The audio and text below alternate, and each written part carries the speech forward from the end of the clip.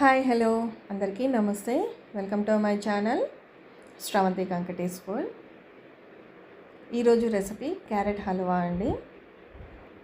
మనకి ఎప్పుడైనా స్వీట్ తినాలనిపించింది అనుకోండి, ఇలా ఫాస్ట్గా క్యారెట్స్ తోటి స్వీట్ చేసుకొని తినేయచ్చు.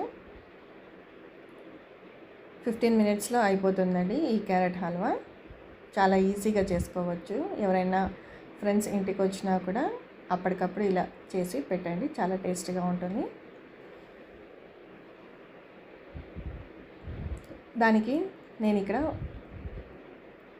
4 క్యారెట్స్ తీసుకున్నాను. ఫస్ట్ దీన్ని బాగా వాష్ చేసుకొని, మీకు నచ్చితే పై పొట్టు తీసుకోవచ్చు, లేదని అంటే ఇలా గీరేది ఉంటుంది కదండి, దాంతో మనం క్యారెట్ అంతా తురుముకోవాలి. ఇలా సన్నగా తురుముకుంటే క్యారెట్ హల్వా టేస్ట్ చాలా బాగుంటుంది. ఇలానే అన్ని క్యారెట్ కూడా తురిమి పక్కకు పెట్టుకోవాలి. ఇక్కడ చూపిస్తున్నాను కదా, ఇలా సన్నగా తురిమి పక్కకు పెట్టుకోవాలి. ఇప్పుడు స్టవ్ పైన ఒక ముక్కడు పెట్టుకొని అందులో 2 లేదా 3 టేబుల్ స్పూన్ వరకు నెయ్యి వేసుకోవాలి.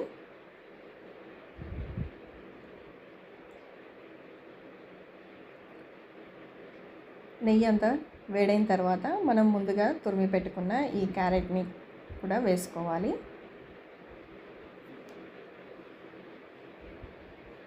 ఈ నెయ్యిలో మనము ఈ క్యారెట్ తురుముని పచ్చివాసన అంతా పోయేదాకా ఫ్రై చేసుకోవాలండి.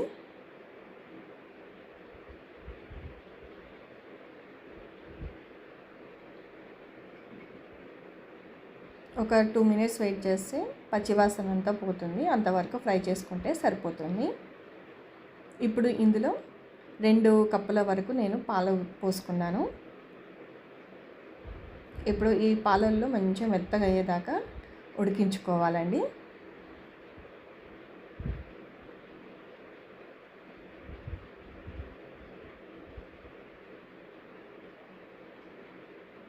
చూస్తున్నారు కదా, మంచిగా ఉడికిపోయింది.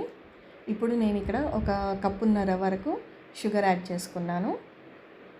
మీకు షుగర్ తక్కువ తినాలి అనుకుంటే కప్పు వరకు యాడ్ చేసుకున్నా కూడా సరిపోతుంది. ఇప్పుడు ఈ షుగర్ మొత్తం కరిగిపోయేంత వరకు బాగా కలుపుకోవాలి.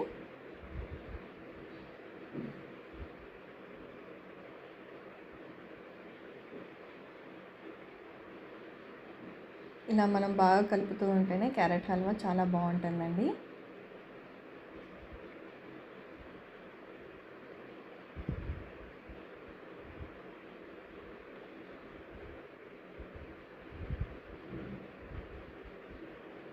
ఇప్పుడు ఇందులో కాస్త ఇలాచీ పౌడర్ కూడా వేసుకొని ఒకసారి బాగా కలుపుకోవాలి.